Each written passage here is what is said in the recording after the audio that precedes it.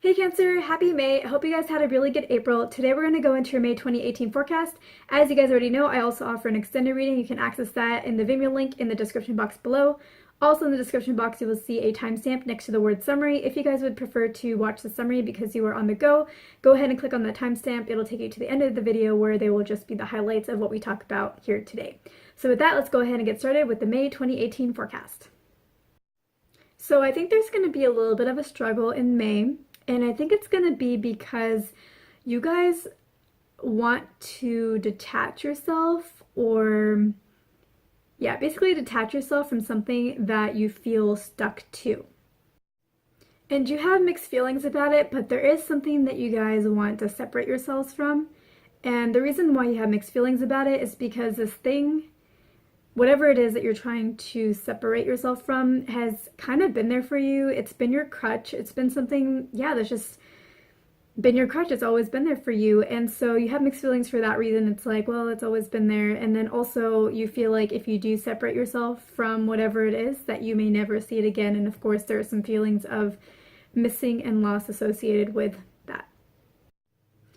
What you guys are trying to get away from could be a person, but I actually feel like more than likely it's not. What you're trying to separate from feels more like a habit, maybe. Yeah, so this is not necessarily a relevant example. Yeah, so you may think like, well, why would I miss a habit that I no longer want to have? Right? It's like, it's just a habit. But I think that sometimes habits can carry memories with them.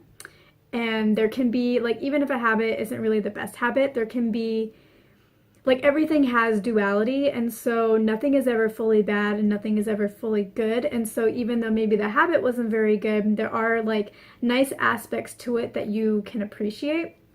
And so now whenever you step away from that, whatever it is that you're letting go, like if it's a habit, you kind of miss, there's like an element of missing it because it wasn't all bad. You know, there was like an aspect of it that was really nice, and that's the part that you're going to miss.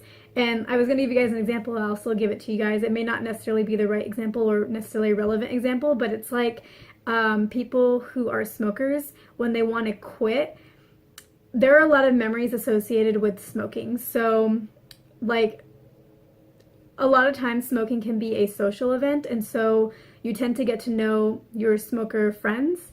I don't know, is that a nice way to say it? I don't know. You just tend to bond with people over that because you spend a lot of time doing that, you know, multiple times a day, and you get to know each other. And so there's like nice memories built around it. Or maybe you're a social smoker and, you know, whenever you go out and have a good time and you have a few drinks, you also smoke. And so that smoking is associated with a good time for you. So, you know, there are like these memories that can be attached to those kinds of habits. It's like, that's, I guess, why that example came to mind, is like, that's how you guys can think of your habits. But of course, like, smoking isn't very good for you, and so you want to separate away from that, but then there are those memories that you have. And once you step away, you can't really be a part of that memory anymore. Like, those memories are going to come to an end. So, yeah, and if there is a person involved in this, there may be a person involved in this that you're trying to separate from. It's not necessarily the person that you're trying to separate from.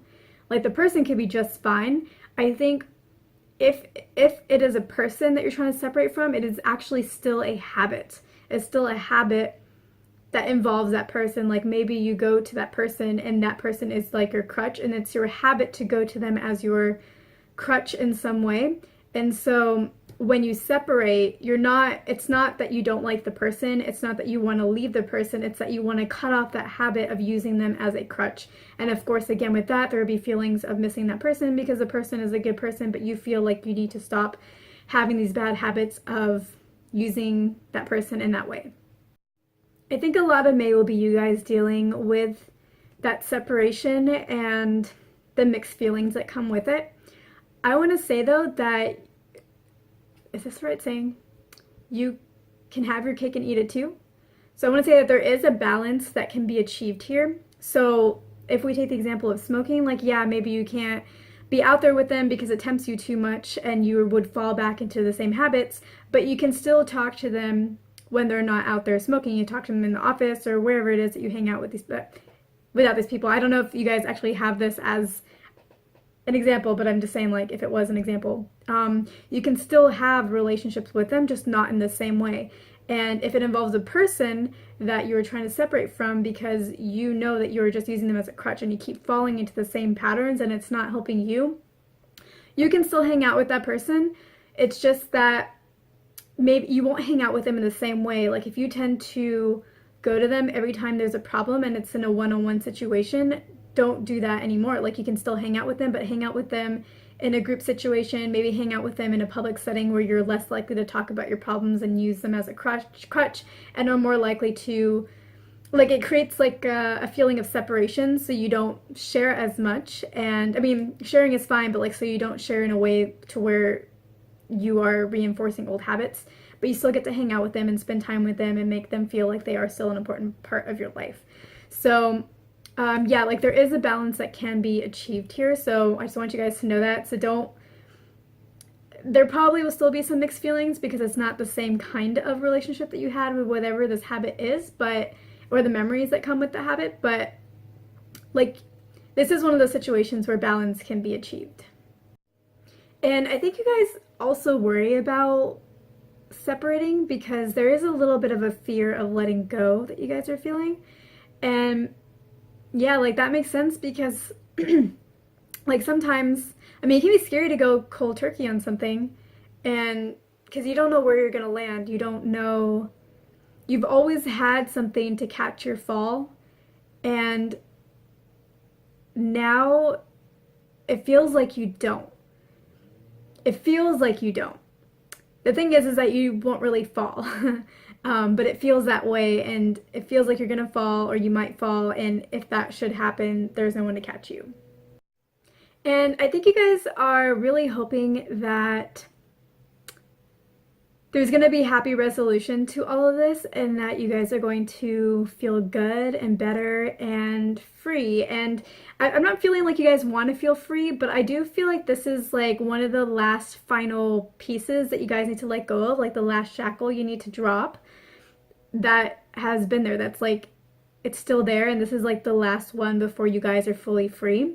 So that's why I say that you guys, that's why I feel I'm using the word free, is because like you guys have been doing really well the past few months, and yeah, this is like almost like the final piece.